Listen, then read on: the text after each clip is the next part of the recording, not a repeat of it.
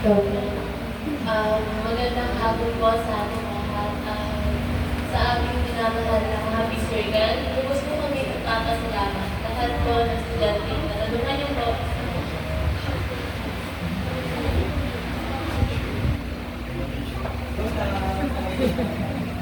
Nagpapasalamat po kasi ako sa loob po ng 2 taon.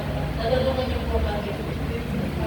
Madalas po namin kinukulit po si Ma'am Nafre para po mag-upgrade. Tapos kapag may mga kailangan po kami, like mga water bottle po, tapos nagamit po namin. Ako nga po lagi umitarap ni Ma'am Nafre ng mga gamit. So, ayun po. Nagpapasalamat po ako kasi matangin po po sa amin na magtinag po namin kailangan bawasan yung tao namin para po bumili pa tipis na hindi nagkain na po namin. Isipin po po namin ang mga kailangan po sa sabi. Ang pakipulong na bawat sa gastos namin. Kaya po nagpapasalamat po ako sa inyo. Maraming ako po ay isa po grade last din po grade 12 level student. Hindi po ako nakita.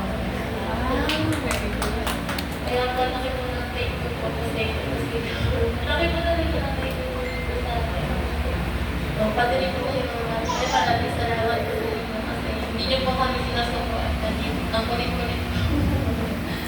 Yun lang po maraming